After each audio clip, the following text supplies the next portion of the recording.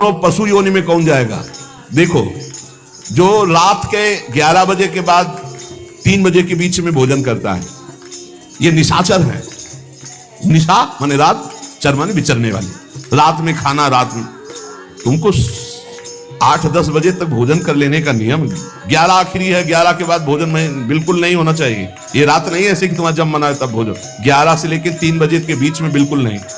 शांति से भजन करो, सो जाओ, उपद्रव मत करो। सीटियां बज रही हैं 12 बजे, चलो होटल भी चलते 12 बजे खाने, ऐसे लोग जाते हैं। पशु योनि निश्चित। अपवित्र भोजन, दुर्गंध युक्त भोजन, अभक्ष भोजन, इनको पाने में जो आनंद मानता, रात के 11 से 3 के बीच में भोजन, जो रात में आहार ऐसा करता है उसको पशु योनि मिलती है। जो दूसरों का धन चोरी करता है, जो विद्वान बन करके दूसरों की वंचना करके धन को लूटता है, जो अपने कर्तव्य कार्यों से अनभिज्ञ होकर मनमानी आचरण करता है, जो समयोचित सदाचार का ज्ञान नहीं रखता, वो मूर्ख पशु योनियों को प्राप्त होता है। जो हिंसक स्वभाव का है, जो अपने परिवार वालों को पीटता है, गाली गलौज, थोड़ी सी संपत्ति के लिए मारपीट, ऐसी लड़ाई झगड़ा, कलहप्रिय, कायर, कुत्ते की योनि को प्राप्त होता है। लिखा हुआ है वो कुत्ते की योनि को प्राप्त होता है। जो थोड़े से हिस्सा के लिए भाई बंधुओं को मारपीट, कलह, लड़ाई झगड़ा, इस तरह का व्यवहार, हिंसक स्वभाव, क्रूर स्वभाव, इनको कुत्ते की योनि प्राप्त होती है। जो चंचल स्वभाव, देखो कुछ न कुछ करते जा, बैठे तो पैर हिला रहे, वो मतलब शांत नहीं रह सकते, उनके शरीर में वाइब्रेट होता रहता है। वाइब्रेट मोबाइल नहीं जनाता रहे, वो जनाते रहे। सुन ले भाई क्या बनोगे। और जो दूसरे के भोजन के लिए लालायित रहता है, कहां से निमंत्रण आ जाए, कैसे हो जाए, क्या व्यवस्था बन जाए, सुनो। और जब चलता है ना तो बेढंगे ढंग से चलता है, बेढंगे। और दूसरों की वस्तु देकर लुभायमान होकर छीनने का स्वभाव करता है, उसका अगला जन्म बंदर का मिलेगा।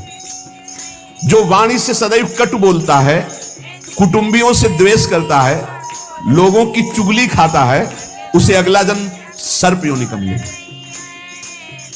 कुटुंबियों से द्वेष करता है, दूसरे की चुगली खाता है, उद्वेगजनक वचन, उद्वेग माने भारी क्लेश पहुंचाने वचन, दूसरे की निंदा करना, चुगली करना, तो विषधारी सर्प बनता है।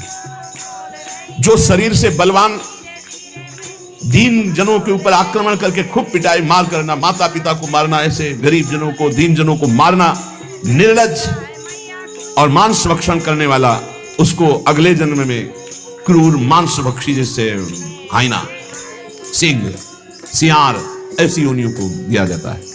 क्रूर हिंसक पशु सिंह जैसे है, जैसे लकड़बग्घा, हाइना लकड़बग्घा है, भेड़िया है, ऐसे जो मांस भक्षण करने वाले हैं,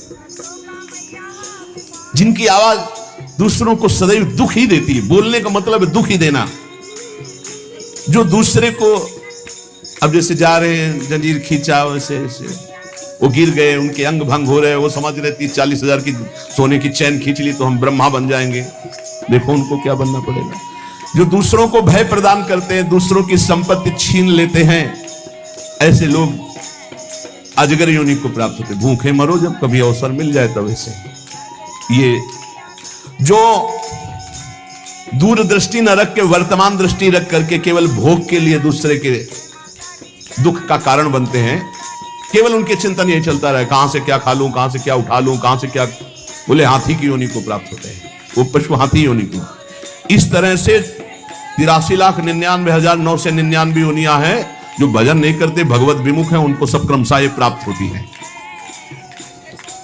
उपासक को चाहिए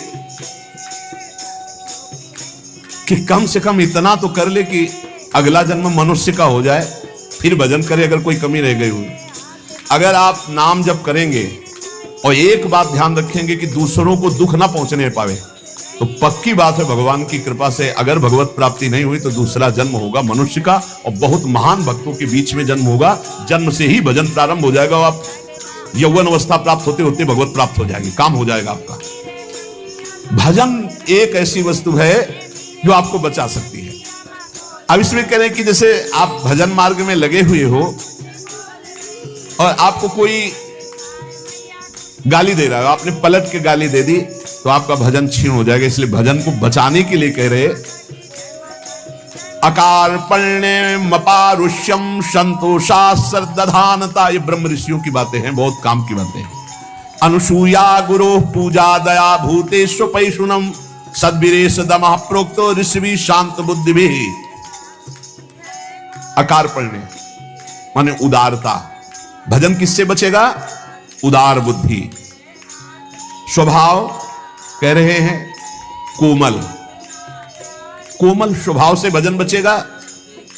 संतोष वृत्ति से भजन बचेगा। गुरु इष्ट पर श्रद्धा वृत्ति से भजन बचेगा। दोष दृष्टि किसी पर ना हो, इसका अभाव हो तो भजन बचेगा। गुरु शुश्रूषा सेवा से भजन बढ़ेगा। प्राणियों पर दया तो भजन बढ़ेगा।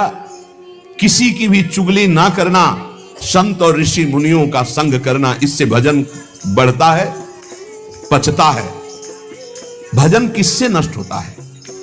तो कह रहे हैं जब अवमाने न कुप्पेत सम्माने न प्रहस्यति सम दुखो सुखो धीरा प्रशांति इति कीर्त्यते। जब तुम्हारा अपमान हो और तुम उसका बदले में अपमान कर दो तो तुम्हारा भजन छीन हो जाएगा। और यदि अवमाने न कुप्पेत, अगर तुम्हारा अपमान हो रहा, तुमने क्रोध नहीं किया, तुम्हारा सम्मान हुआ, तुमने सम्मान स्वीकार नहीं किया, बचना भाई, इससे बचना, ये अगला जन्म नहीं होने देंगे। अगर ऐसा उदारता, कोमल स्वभाव, संतोष, श्रद्धा, दोष दृष्टि का अभाव, गुरु सेवा, प्राणियों पर दया, चुगली ना करना, निश्चित निश्चित अगला जन्म नहीं होगा।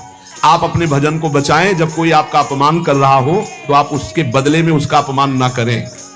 यदि आपको क्रोध आ गया अपमान करने पर तो आपका भजन का फल क्षीण हो जाएगा। यदि सम्मान हुआ, आप आनंदित हो गए कि हमारा बड़ा सम्मान हो, तो आपका भजन क्षीण हो जाएगा। इसीलिए श्रीपाद भी कह रहे हैं सम्मानम कलयाति घोर गर्लम नीचापमानम सुधा। श्री राधा मुरली धरो बच सके वृंदावन मात्यज। जब कोई सम्मान करे तो उसे भारी विष के समान समझो। सम्मानम कलयाति घोर गर्लम, जैसे बढ़िया खीर मिल रही हो, कान में कोई आके कह दे विष पड़ा है तो आप नहीं खाओगे, ऐसे ये सम्मान प्रणाम नमस्कार वाहवाही ये तुम्हारे भजन के नाश करने के लिए है। ये विष है, इसे मत पीना, स्वीकार मत करो। विश्व नमन करे करने दो, तुम स्वीकार मत करो, तुम हर्षित मत हो। और जब अपमान हो तो उसका अपमान करने वाले का कभी अपमान न करना। धीर पुरुष, प्रशांत पुरुष अपने भजन को ऐसे बचा ले जाता है। जैसे कोई अपमान कर रहा है, बहुत बड़ा अमृत है, सच्ची मानिए। जिसका अपमान हो रहा है वो साधु पुरुष जब अपमान सह जाता है तो उसका भजन बढ़ता है, वो सुख से भगवान में शयन करता है। और जब अपमान हुआ और अपमान दूसरे का कर देता है तो उसका भजन छीन हो जाता है, वो अशांत होकर के फिर जगत में शयन करता है। अपमान करने वाला जब कोई सामने से अपमान सह जाता है तो उसका सहन करना उसके नाश का कारण बन जाता है। अपमान करने वाले का निश्चित नाश हो जाता है जब उस सामने वाला बोले ना, केवल चुप रहे।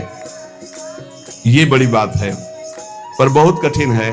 उस समय जब कोई अपमान कर रहा है, निंदा कर रहा है, आप शांत हैं, इसका मतलब आपके ऊपर गुरु कृपा है और आप अपने भजन को पहचानते हैं, भजन बचाना चाहते हैं।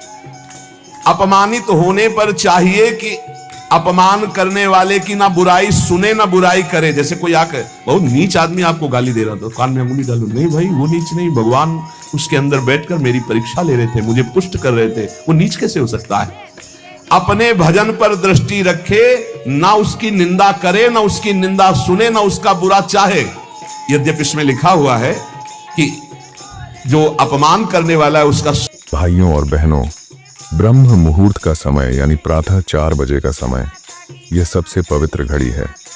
प्रेमानंद जी महाराज कहते हैं, इस समय उठकर अगर आप सिर्फ राधे राधे नाम का जप कर लो तो तन के रोग, मन की पीड़ा और जीवन की सारी कठिनाइयां दूर होने लगती हैं। राधा नाम ही सबसे बड़ी औषधि है, राधा नाम ही सबसे बड़ा अमृत है। जो भी इस बेला में नाम जपता है उस पर कृपा बरसती ही बरसती है। प्रातः 4 बजे उठकर इस नाम को जपना। अगर रोग दूर ना हो तो मुझसे कहना। इसको आप वीडियो में डालेंगे तो पहले सूर्योदय का दृश्य, फिर मंदिर की घंटी, फिर राधे राधे जप करते भक्त दिखा सकते हैं।